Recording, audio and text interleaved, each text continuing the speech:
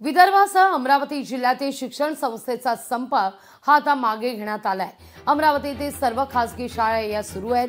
पहिल्याच दिवशी विद्यार्थ्यांचं जंगी स्वागत करण्यात आलेलं आहे। अनेक मागण्या सरकारकडे प्रलंबित असल्यानं विदर्भातील खासगी शाळा काल बंदच होत्या।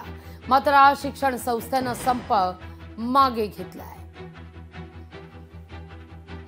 काल संस्था चालकांचा संप असल्यामुळे काल पोरांचं स्वागत आम्ही करू शकलो नाही, पण आज त्याच्यापेक्षा जास्त तयारी केली आणि पोरांना नवीन प्रवेशित आणि जे जुने पोरं आहेत शाळेत शिकणारे त्या सगळ्यांना आज त्यांचं उत्साहाने आम्ही स्वागत केलं आणि पूर्ण वर्षभर त्यांचं ज्ञानदानाचं त्यांच्यासाठीचं काम करण्यासाठी शाळेतले सर्व शिक्षक तत्पर आहेत। आम्हाला खूप आनंद झाला।